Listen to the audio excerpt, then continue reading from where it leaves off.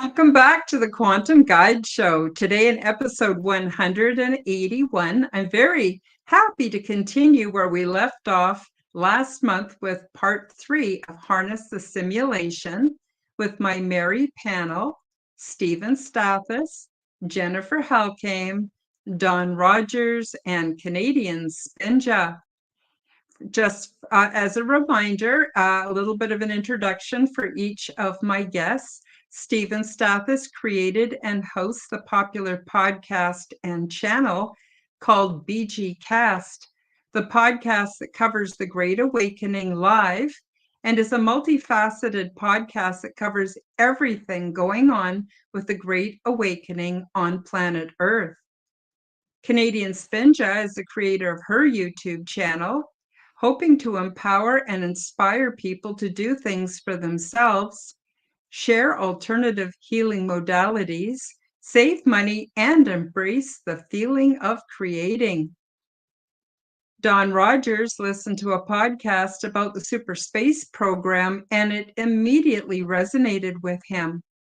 After he was put into hypnotic regression, everything started to make sense, and he created his own YouTube channel to offer his insights to other newly awakened people. And Jennifer Halcame is a certified Reiki master teacher, healer, life coach, and psychic intuitive with over 30 years of experience. She is dedicated to helping others heal and align with their true path. All of the links are below in the description box. Today is part 3 of the 3-part series called Harness the Simulation. And today we will answer the question, today we will cover the topic of harnessing the simulation. Thank you for subscribing. Leave me a comment and smash that like button.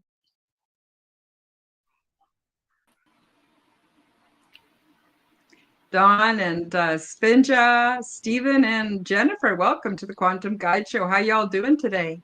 Oh, wonderful. Amazing. Good. Thanks for asking, Karen. Oh, my pleasure. I love having you guys on. You've always got so interesting points of view and takes on every subject, and it's just a real joy to have you on the show. So in the first of the panel series, we talked about what is the simulation. In the second one, which was last month, we talked a little bit about ways that we were affecting the simulation to get more of what we wanted out of life. And today is just kind of a wrap up of Harness the Simulation, where we're going to just talk about whatever direction we want to go, any last thoughts or things we've learned since the last time we got together, or just things that we want to share. Stephen, do you want to start us off? Sure, I'd love to start us off. That sounds awesome. You know, I've been experimenting a little bit lately with magic. And one of the biggest things I've been doing as of lately, if you guys remember, in one of the other episodes we had, I talked about the importance of doing a gratefulness ritual of some kind. And I feel that's an imperative thing for us, especially in these times right now where everything's a little bit illusionary and a little bit wacky. And sometimes we can, unintentionally get ourselves attached to the silliness. And the gratefulness ritual in that, though, I've been asking the divine to show me how to use my magic. And ask and you shall receive, at least in that kind of point. And I've been starting to understand a little bit that certain symbolism that I experience throughout my day that the divine sends to me in we can call it messages, we can call it communication. This has been the key for me understanding how to use my magic. So that's kind of one thing. I don't know, we can kick it off with that. I mean, we talk about magic a lot, and especially in our community and in our circle, it's a big thing. You know, we have many different kinds of it. We have practical magic, we have higher ceremonial magic, we have chaos magic. I feel in some ways that this could potentially be what I'll call a conscious technology for harnessing the simulation. And I'd be curious to see about some of your experiences, you know, the rest of the panel, because I've been noticing that I'm somehow starting to manipulate like my day and manipulate like certain objects. Like a very interesting thing happened to me. I want to tell you all about this. So I was putting together a ceiling fan, and it was like a very highly complex ceiling fan. And I was trying to get one of the screws in, and it kept stripping. And I remember I was like, oh no, like, I'll come back to it. I'll try it again later. As soon as I said that, though, I ended up getting this very strange feeling overcome me. And I couldn't really describe the feeling. It's almost as if it was this rumbling on the inside. And I turned around and I went and I picked up the screw, and somehow it was no longer stripped out. And this was the exact same screw that I just tried to put in earlier, and I ended up stripping it out. So I'm still learning a little bit. I thought that was very interesting, but maybe we can kick it off with that. Like, how do we use kind of like our own form of magic to harness the simulation? Oh, wonderful, wonderful way of looking at it, and wonderful experience. Thank you for sharing that. You know, a lot of people think magic has to do with religion. They think that that you have to be pagan or you're Wiccan or something like that. But you know, I believe that once you boil it all down, you know, positive affirmations, visualization, that's magic. There's so many kinds of magic, and when we're affecting the quantum reality, that is also magic. And so people for thousands and thousands of years knew this, and somehow it's been erased from accurate knowledge and understanding for we, the common people. But I'll just leave it at that. Jennifer, do you want to add to the conversation? Magic is one of my favorite subjects, guys. Been doing that a long time. It's been my experience that magic is something each of us has inside. It's a very personal thing, and you can only find it there. You can only develop it there. A lot of people over the years, you know, come along and say, "Teach me magic," and I'm like, "Oh no, that is something that you have to find inside yourself." But it's definitely a technology. And I love I forget who said it, but I love the quote about any significant technology beyond your current understanding will look like magic. Mm-hmm. And yeah, so, you know, if you break it down, it's just energy and frequency, and the ritual to it is just a focusing tool. So over the year, I used to do a lot of ritual in my younger days. It was, it made me feel good just to go through a ritual and focus and see an outcome in that. But over the years, you know, the more you do it, the more you realize that the ritual is just that. It's just for focusing, and you no longer need it. You can use it every second of every day once you no longer need to do ritual to focus that energy. But yeah, it's wonderful for manifesting and for going with the flow in order to achieve what it is you want to do with that frequency. Yeah. Yeah, well said, well said. So, Dawn and Canadian Spinja, you guys have been working on manifesting and creating quite a bit lately. So, do you want to tell us about what your take is on magic and manifesting and affecting or harnessing, you know, the simulation? I actually am going to kind of nerd out for a second because it's something I've been looking into. What all of this manifestation and magic comes down to is the separation of science and spirituality, which was done intentionally to us many generations ago. So we lose the use of these arcane knowledges, these understandings of energies, the abilities to project them and harness them daily, like you guys are talking about. That's all been stripped away from us. These used to be key points of our esoteric knowledge base, and we don't have them anymore. And while we're there, one of the things that just popped up in an interview I did with Rock Castaldo, so I'm going to give full credit for this quote, is a lot of us are manifesting wrong. We're still in that singularity mindset of I need, I want, I deserve. Well, when was the last time somebody went, I would love for humanity to have, I would like the world to balance in this way. We have the ability to create reality, and if enough of us do it, it will change the existence that we're in right now, because each one of us knows that we have the ability to manifest through positive projection. Mhm. I'm good. Yeah, it just went in a totally different direction than so Go. I'm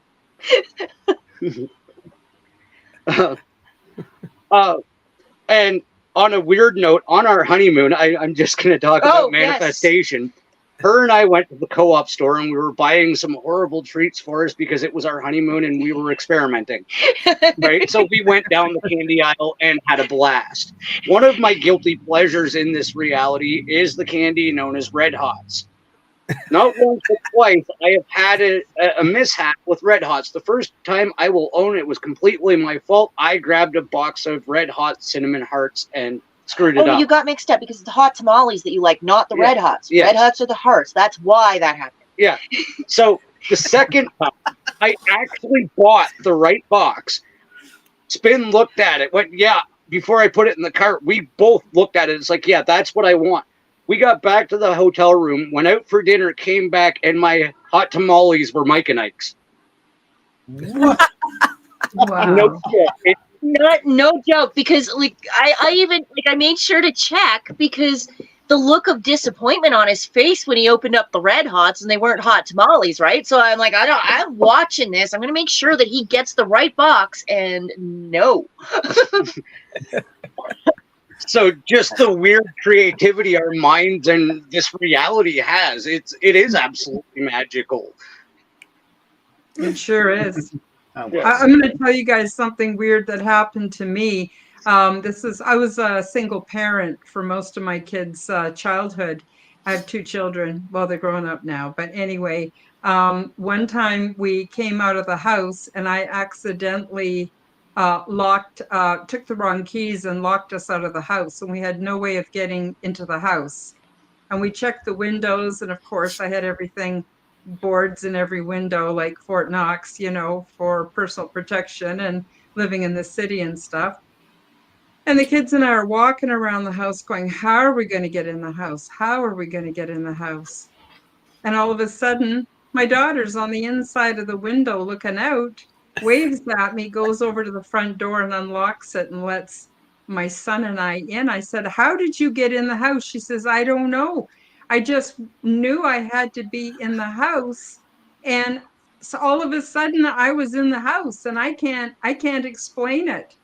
And to this day, she swears she does not know how she ended up in the house. But she ended up in the house and she unlocked the door and let us in. And I cannot explain that. I think sometimes emotion might be tied into being an amplifier. Need. I don't know exactly, but that was pretty cool what happened. That is very cool. Very cool.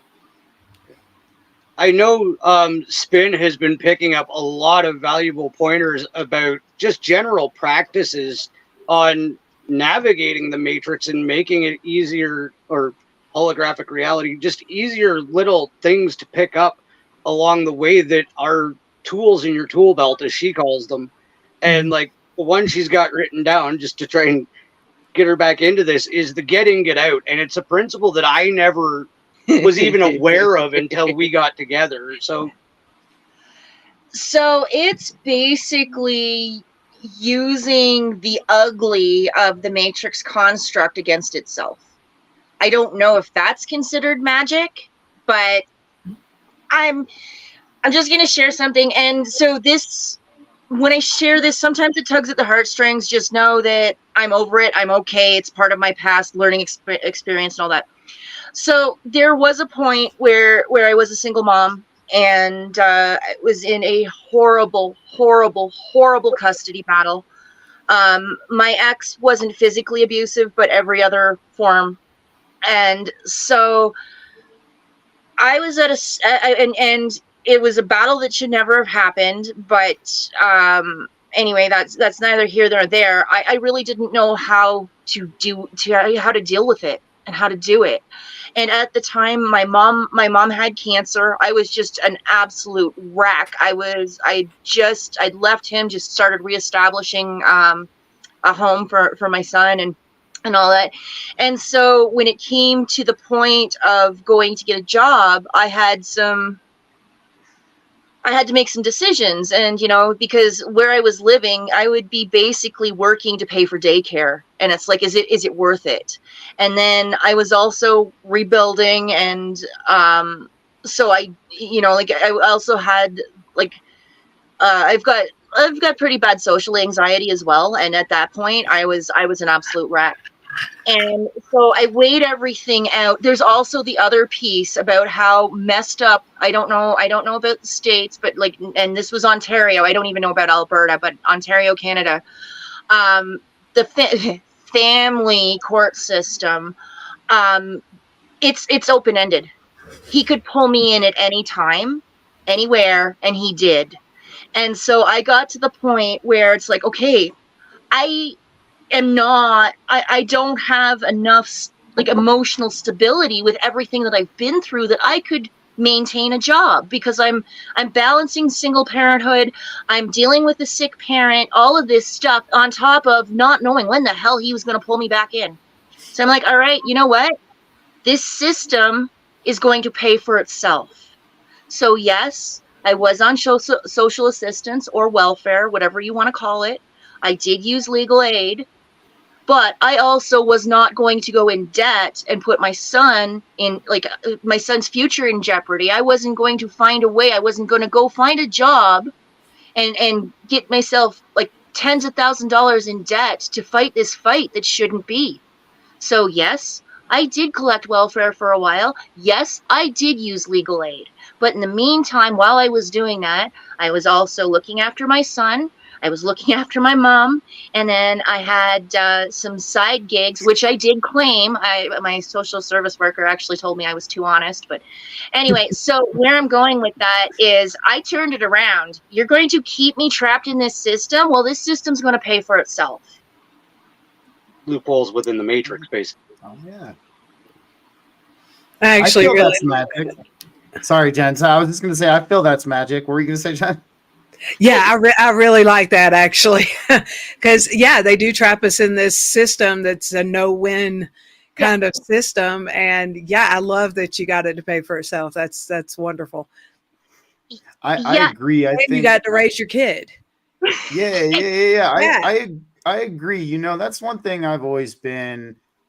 I've been big on, because we live the third density world can be rough at times. We experience a lot of deep emotions sometimes, especially what we could perceive at the time as unfair consequences or negative consequences that are occurring to us, and use every tool you have at your disposal. Absolutely. I think that's a fantastic thing you did there. And it's almost like kind of a little middle finger to the demiurge, or the ones who are running this simulatory reality too, that you're like, hey, I'm using your little scam against you. So nice work, Spinja. Nice. Thank you. I also went to school during that time too, because that's the other thing. Well, they like people in debt. So single parents, I got some bursaries. And so that part I was absolutely grateful for.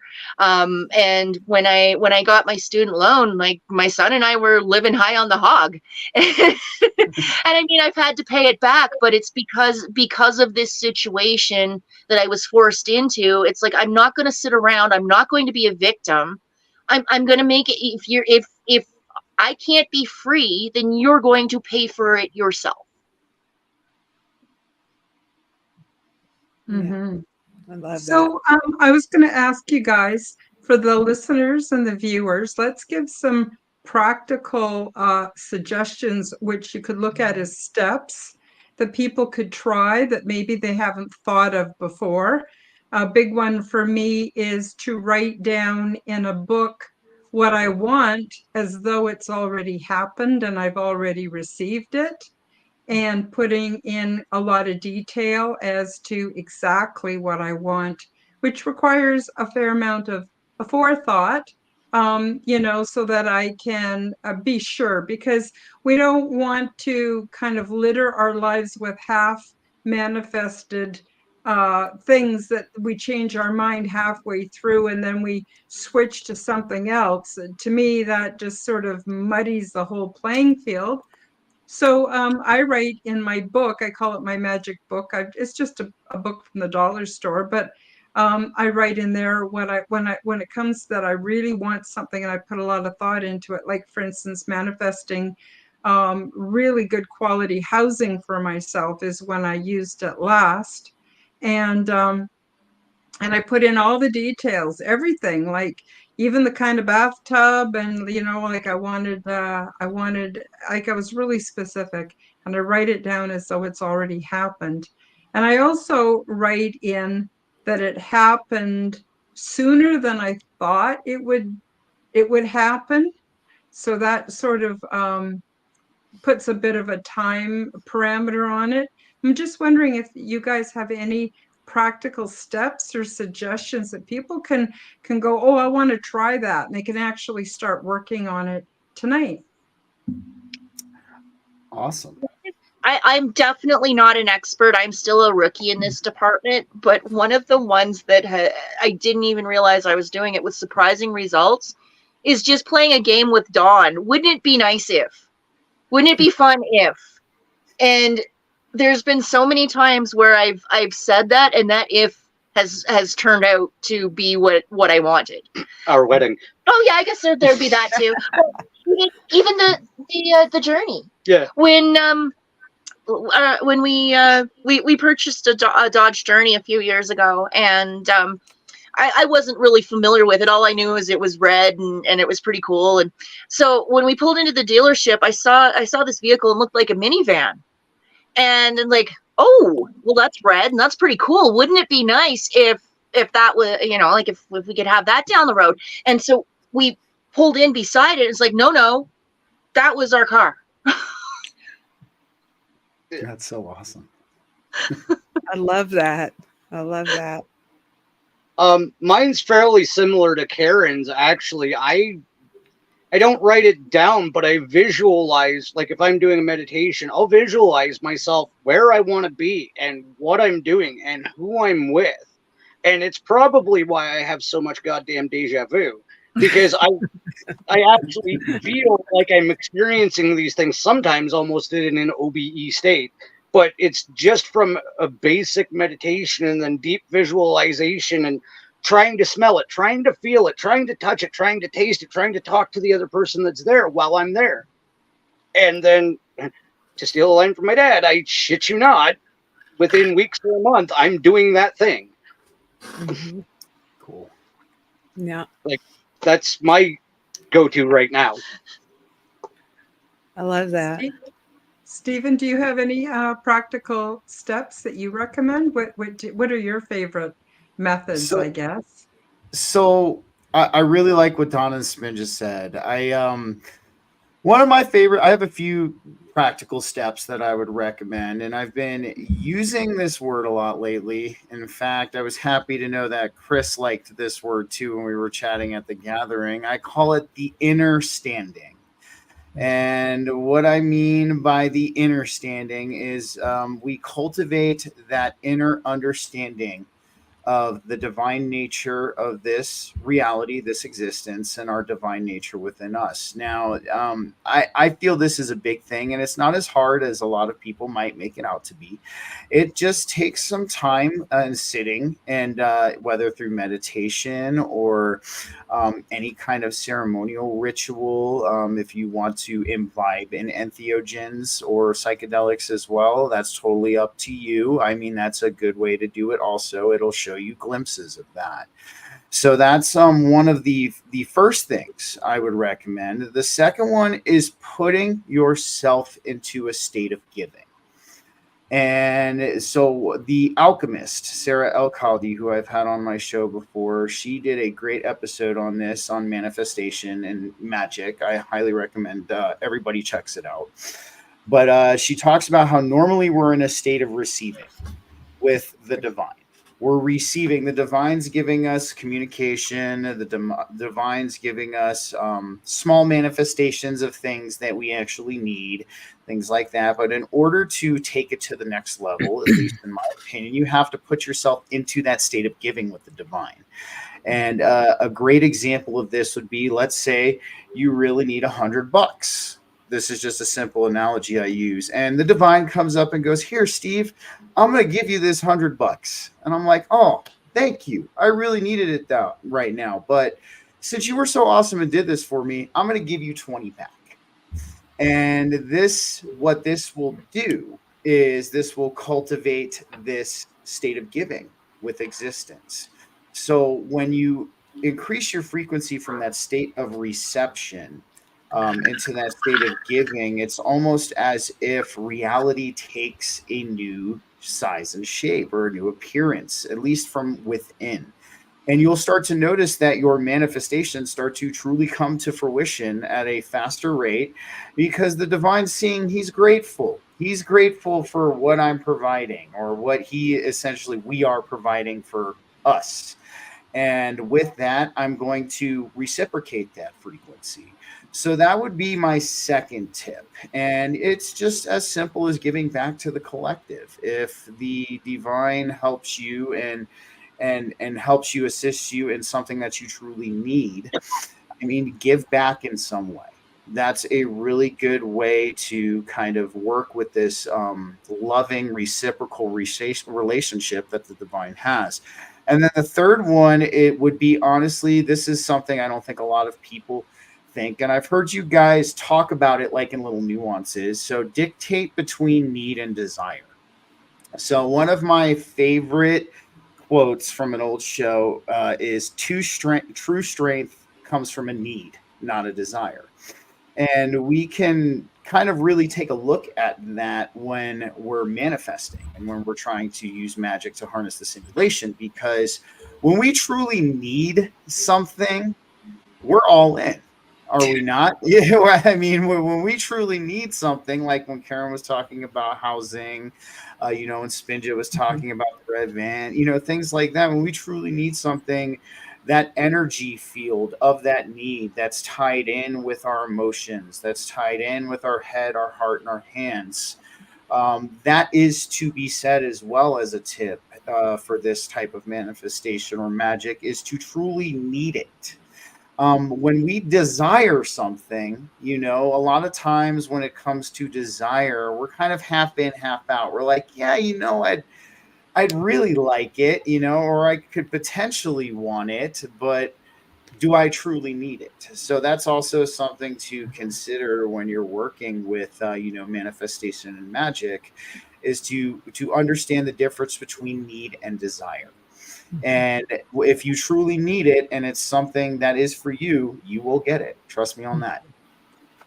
Mm-hmm. Good words. Good words. Yeah. Don, what were you going to say before I go to Jennifer? He just got me really excited because he reminded me. I took the young lad to the newest Marvel movie, Deadpool and Wolverine, and we were kind of going hawk, but it's something we were going to do together, and it was a boys' day, right? So we're on our way back to Drumheller, to the little mom and pop theater there, and we had already decided we were going. there's a white car broken down on the side of the road, and I was about to fly by because we had almost been scammed for money in almost the same section of road by a white car, blah, blah, blah. And I just happened to glance back, and I'm like, no, what if they really need me? And I stopped. And the man on the side of the road with his wife was waving, and he was standing there, immediately asked me to change their tire for them. And I kind of went, dude. And within a second, he starts apologizing because he had been mugged several years ago and has needed reconstructive shoulder surgery for the last several years.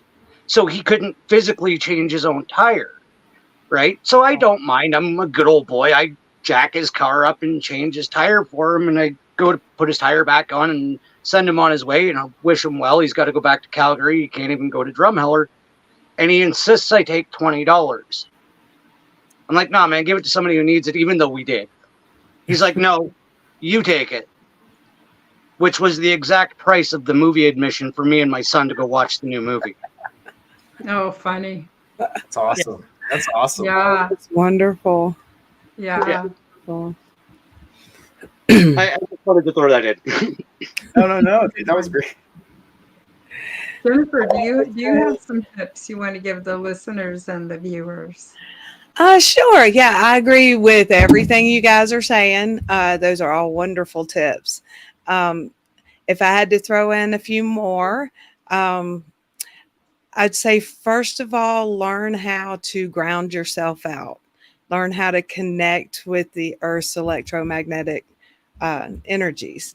And that gives a huge boost to your manifestation abilities. A second one would be a gratitude journal, which goes along the same lines as what you guys have said. In a gratitude journal, I find that if you're grateful for things you don't have yet, like Karen said, that it will manifest them. You write in your journal and behave as if those things have already happened for you. And absolutely, it speeds up that manifestation thing for real. A little caveat to that is that once you write it down in your journal, forget about it. Don't put any more energy into it, because when you do, then it kind of works in the opposite direction for manifesting, because subconsciously you're then going, well, I don't have it yet, so I have to keep on with this. I have to keep asking for this. So if you just put it in there and then walk away and forget it, then it'll do its magic all by itself. And I guess the third thing I would tell people would be that the universe doesn't give you what you want. It gives you what you are. So if you want more love in your life, then become more loving. If you want more wealth in your life, then become more giving. If you want better people in your life, then become more discerning with the people around you. And it will start drawing those things to you because you're already living in that energy. Mm-hmm. So, yeah, those are really good points. Now, we're going to take a very short break, 2 minutes, just for a short promotion. And when we come back, let's talk about self-talk, the messages we tell ourselves and how that has a bit of an influence. So we'll be right back in 2 minutes. Hi guys, break time for a short message. YouTube will not monetize me, so if you enjoy my content and want to support my efforts, help me to cover my expenses by visiting my shop to buy yourself a beautiful orgone generator. Zendome's Orgonite are my unique brand, and they are ethically sourced, handmade, and double charged for maximum effect. They are only available through my website, www.KarenHoltonHealthCoach.com. Many people are finding comfort with Zendome's orgone generators, commonly called Orgonite. They are a simple compound which balance ambient energy by converting negative energy and EMF into positive healing energy with many easily confirmed health benefits. They are a simple compound with alchemic and energetic properties. These devices function as self-driven, continuously operating highly efficient negative to positive energy transmutation factories. They help diminish the harmful effects of electromagnetic frequency radiation by attracting and converting negative energies, retuning them into new and more healthful sound and light wave patterns. And they help to purify the atmosphere and accelerate plant growth. They also help stimulate positive mood and are a natural remedy for poor sleep patterns. When orgonite is within range of any corded or wireless electronic device, it will efficiently and continuously transform that energy into orgone as it is being transmitted. This essentially creates orgone energy transmitters out of any and all emitters of harmful negative energy.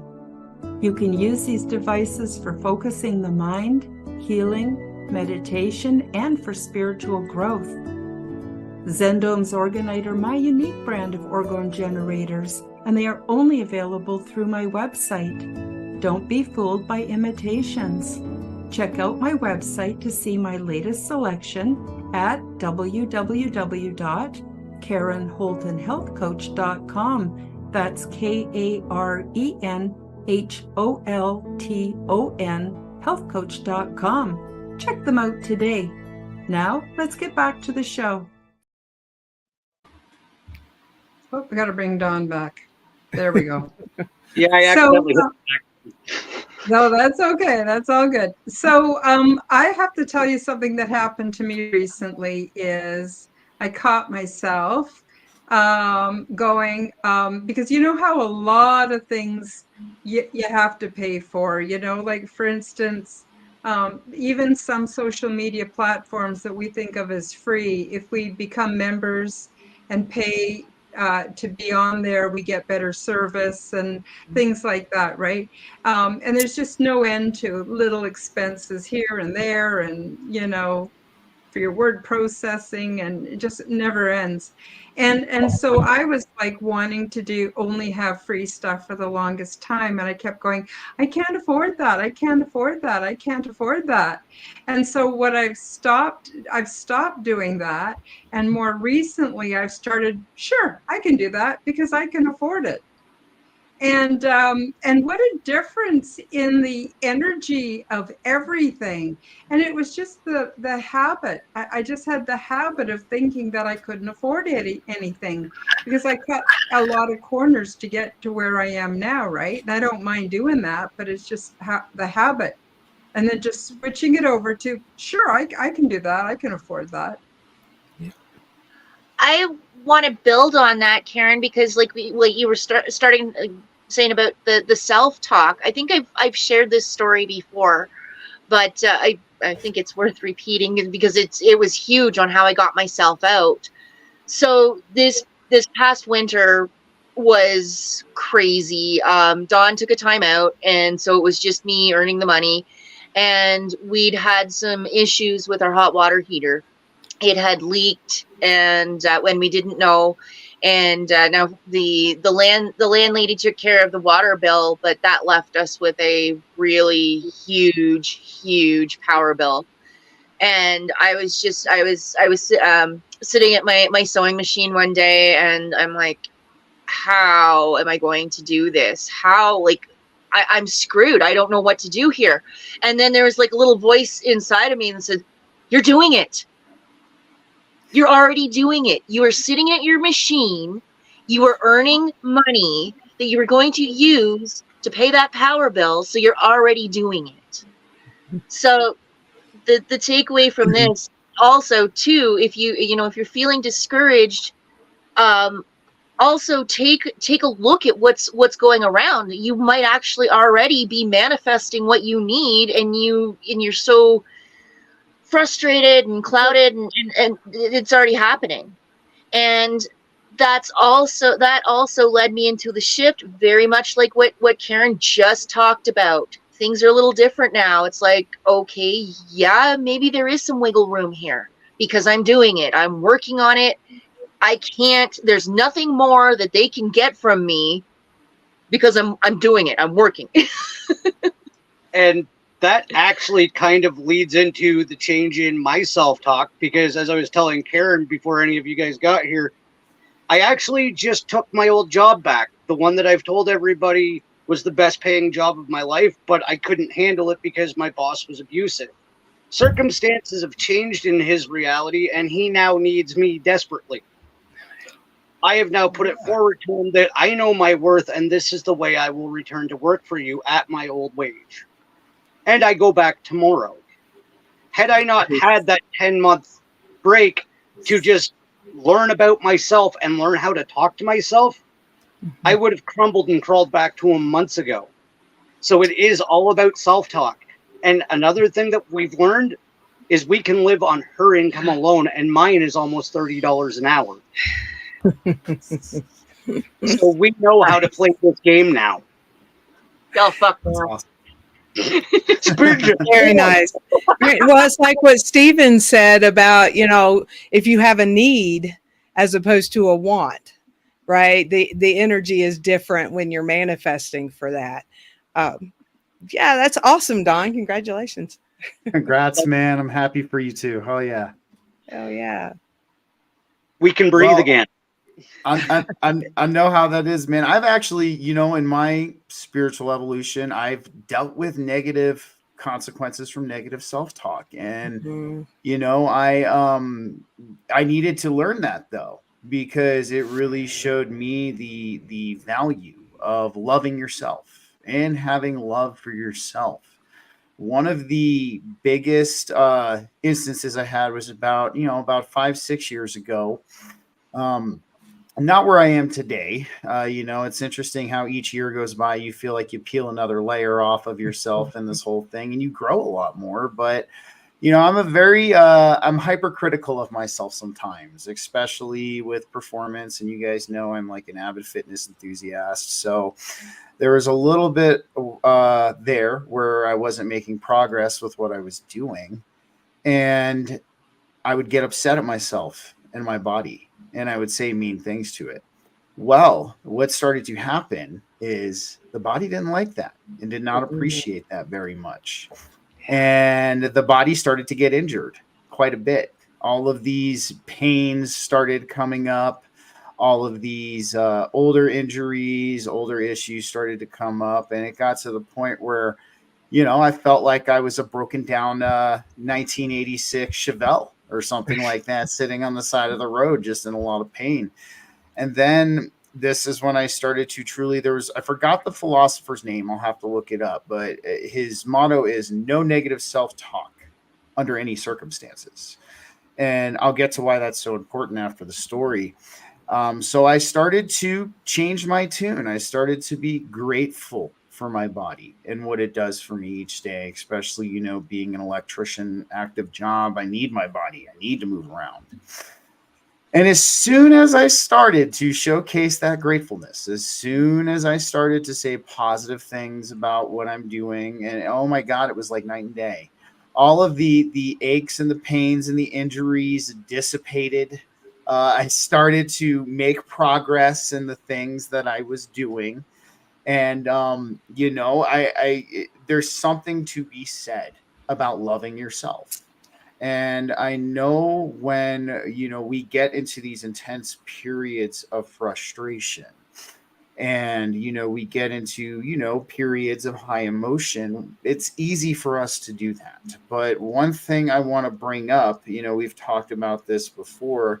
I've talked with it before with you, Karen and Don and everybody, is when we speak and our frequency in general, we're emitting this geometry known as cymatics, right? And the higher frequency that we are, through our words, our intentions, our actions, and just our overall whole frequency, we're emitting this very beautiful geometry into the conscious universe.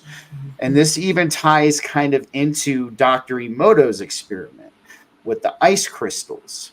And, we saw how when he said something positive to one batch, he had the control patch. And when he said something negative, when you look at the negative batch on how derailed, excuse me, and disfigured those crystalline formations were, That's what you're doing to yourself. When you do this negative self-talk, you're derailing your own frequency. You're derailing, you know, any further progress that you could make. So one thing I would always say, and I think Spinja really hit the nail on the head with what she said, how you're already doing it. When you're in those moments, take a step back. I call it the third party observation. You unattach yourself from the emotions of the scenario, and you get really logical, and you get kind of a little bit critical in your thinking. You're like, okay, look, I'm doing the best I can right now with the means that I have. I am doing it. I might not be doing it at the rate that I would like to see myself doing it. I might not be doing it maybe in the exact way I would like to be doing it, but progress is progress. It's there. And, even with what Karen was saying about, I can't afford this, like, or I am deserving of this. I think one thing that we've been conditioned to feel in, especially in Western society, is this certain amount of shame. You guys have heard the phrase "Have you no shame?" And a lot of people will say that, but that's a conditioning factor that we have to break free of, because we shouldn't have any shame.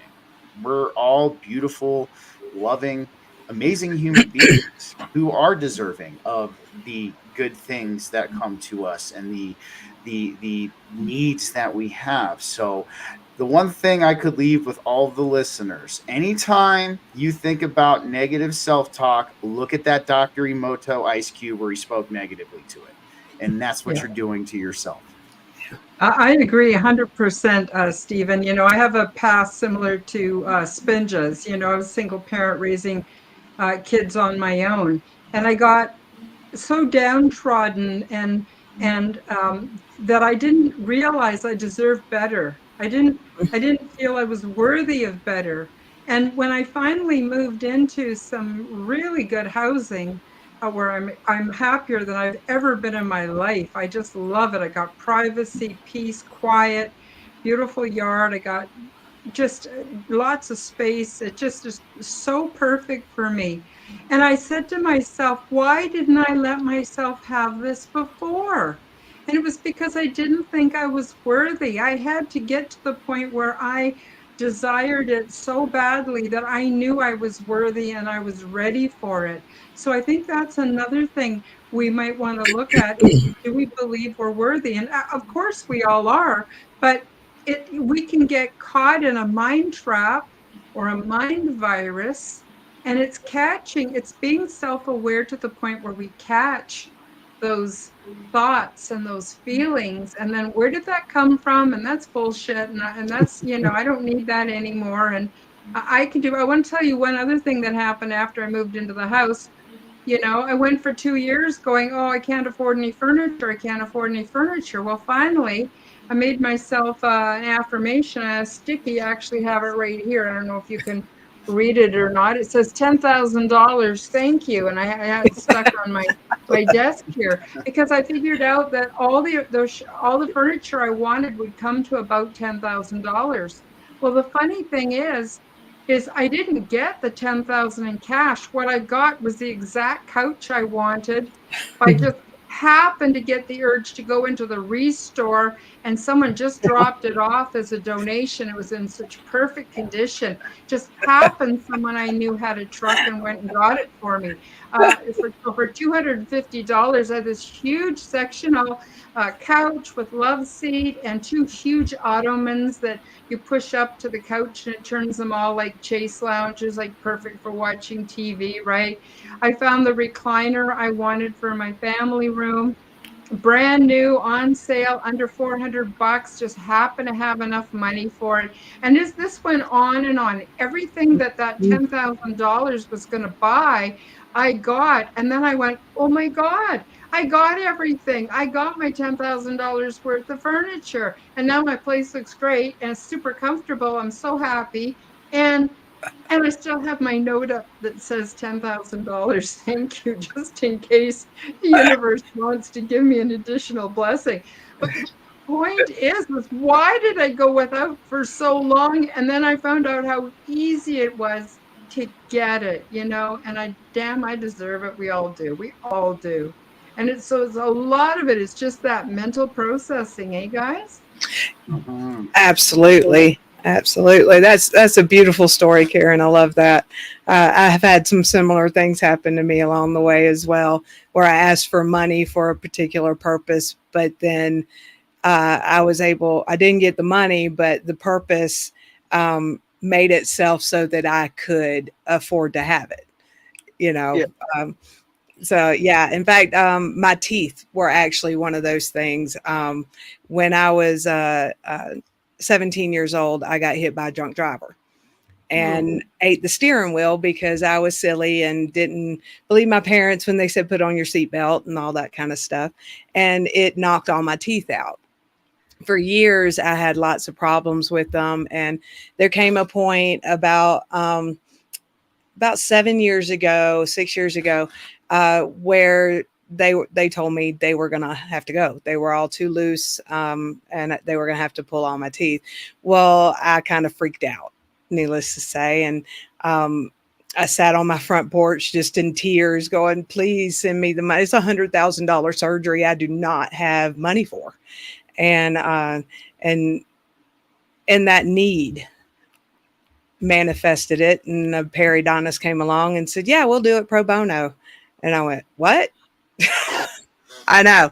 So I didn't get the money for the surgery, but he talked the team of people into doing the surgery for me, and it never cost me a dime. And but yeah, it's yeah, I agree with everything you guys are saying. The self-talk thing it's a hard one for a lot of people. I'm with you guys. Was a single parent for a long time, and you get to where you just think you don't deserve these things, that somehow, you're meant to struggle. And and it's not true, is it? It's not true.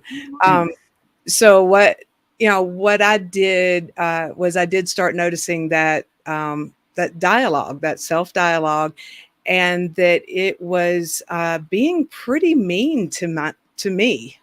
Like it was saying some pretty ugly things, and I had to go into my subconscious and do things to reprogram that. So I would do things like when something mean ran across my brain, I would then very consciously say 3 positive things to sort of set that right. And I did learn that it's a good barometer for where you are subconsciously, because that is truly where you manifest from. A lot of people do not realize that it's about 80% subconscious, the things that you manifest in your life. So you have to bring those into consciousness. And by saying those 3 positive things after a negative thing ran across my head, it would set my thinking straight. And yeah, when I finally just internalize I deserve to be happy, I deserve to be stress-free, I deserve love in my life, I deserve to be healthy, all of these things, they definitely started manifesting much quicker than I thought, they would. Yeah. Awesome. So, Dawn, did you want to add something? I think hers is more relative because mine was related to Steven's.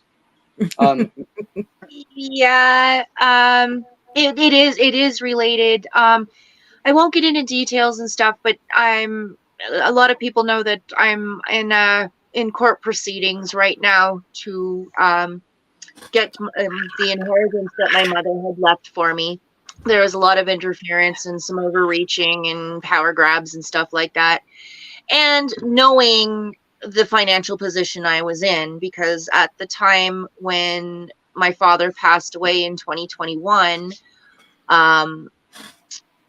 Don was just wrapping up his employment, and I was trying to launch my own business, but we didn't have any money. It was one of those things like we weren't even sure how we were going to pay the car payment.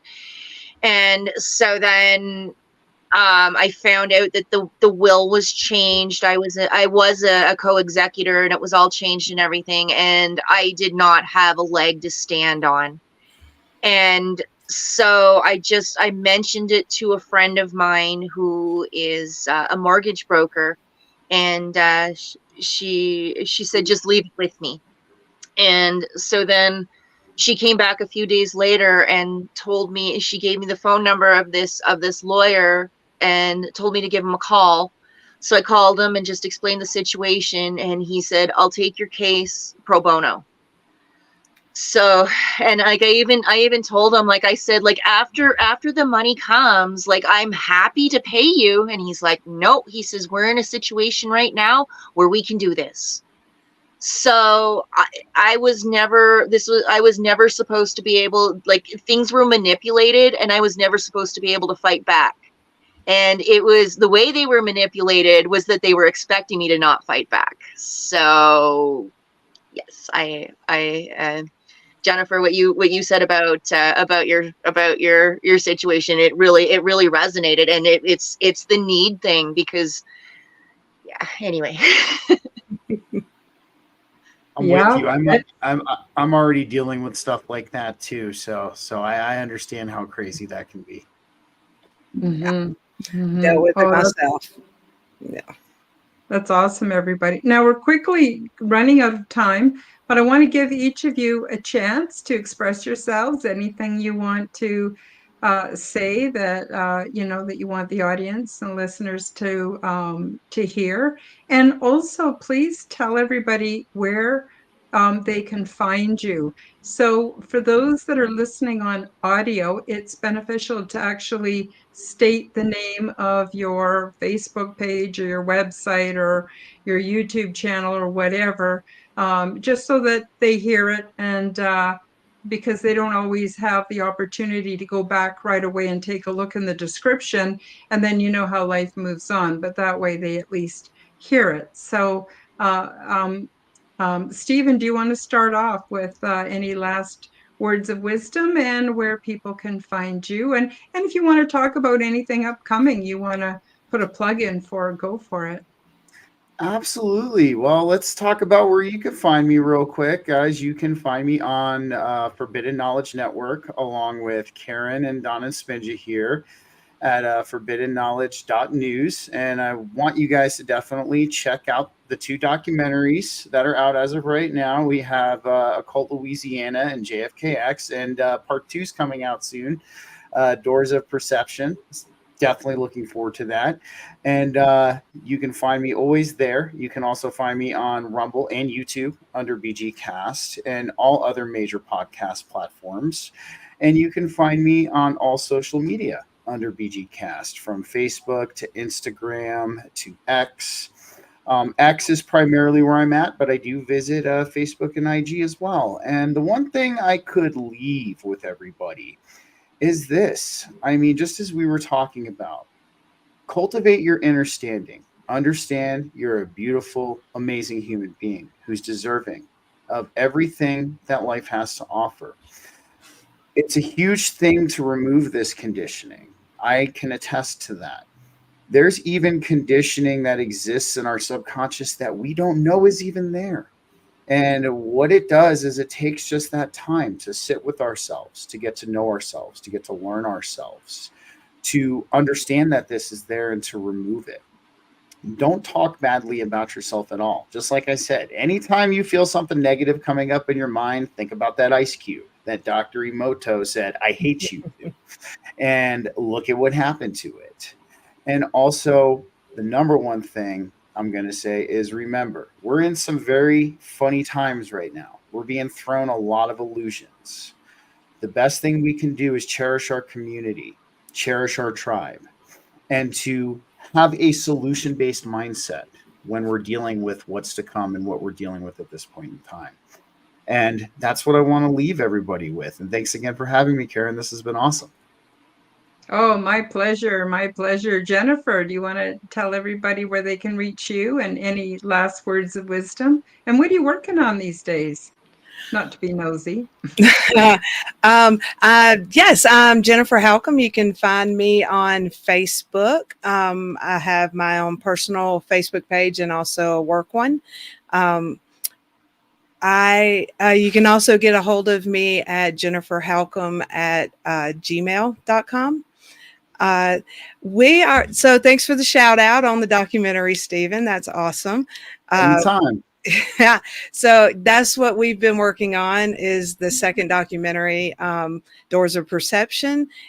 We just wrapped up filming on that, and it should be out by the end of the year.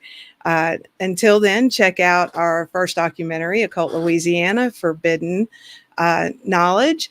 And if I could leave you with anything, I would say that love yourself. Learn how to genuinely and truly love yourself. Be your own best friend. I mean, you are stuck with yourself for life. So, and love is always going to be the answer, no matter what the question is. Thank you, Karen, for having me on the show. Oh, my pleasure. My pleasure. Thank you so much. Dawn and Canadian Spinja, what are you guys up to? Where can people find you? And any last minute words of wisdom? Yeah, as Stephen said, you can find her and I both on Forbidden Knowledge Network. She's under my heading on the After Dark show. And of course on my own YouTube channel, March 4th Productions, Don Rogers at March 4th Productions. And I just kind of want to grab onto what Stephen was talking about, because yeah, the one thing this show has taught me, and thanks to the download Karen triggered, I am now aware of that every molecule in my body knows what I am saying and thinking at every time, every moment of my life. They are aware. Every molecule in this universe is. So if you're talking shit to yourself, they know. You're tiny little people that make you, they know. So stop talking shit to yourself and do better. That's the best advice I can give any of you. Good one. So as Dawn mentioned, and Stephen, I'm on the Forbidden Knowledge Network, which I'm still wrapping my head around, but anyway. And you can follow me on Facebook if you like, and my YouTube channel is just at Canadian Spinja. And what I have to leave with everybody is the only limits that are there are the ones that you put on yourself. So don't underestimate your manifestation power, because manifesting a sandwich or manifesting a house to the universe is the same process. So just go, fly, love yourself, and wonderful, wonderful. And as for me, you can find me on the Forbidden Knowledge Network, the Quantum Guide Show with Karen Holton, and all my stuff, all my content is under that. And of course, I'm on all the other podcast media sites at Karen Holton TV. And I want to just tell everybody I have another show on Sundays. I go live at noon Mountain Time, 11 a.m. Pacific, and 2 p.m. Eastern. And it's a completely different show. It's Aliens and Angels. And this Sunday coming up, I'm going to be doing a presentation on alien implants. I'm going to cover everything from the metal kind, Dr. Weir's research, the etheric, emotional, genetic. There's so many different kinds of implants. And I'm not saying that you all have implants, but it's actually more common than we think. And these are energetic things that might be holding us back. So it's good to know about it. So join us live on Sunday for that. And that's about all I have for today. Everybody, yeah, love yourself. If you can't love yourself, it's really hard to love other people. So I think that's the homework. that we all agree on. And thank you, everybody, Jennifer and Stephen and Dawn and Spin, for joining me for this panel. I've really, really enjoyed it. And I guess that's it. And we'll see you all next week on the Quantum Guide Show. Bye-bye, everybody. Bye. Thank you for joining me for the Quantum Guide Show. Become the change that you wish to see in the world. Subscribe to my YouTube and other channels at Karen Holton TV. Click the like button, leave me a comment, and share this podcast with your friends. Check out my website at www.KarenHoltonHealthCoach.com to see my free resources and amazing products and services. All the links will be in the description below. As part of the Forbidden Knowledge Network, you will find the Quantum Guide Show with Karen Holton and also the Aliens and Angels podcast on all audio platforms. Until next time, keep up the good work.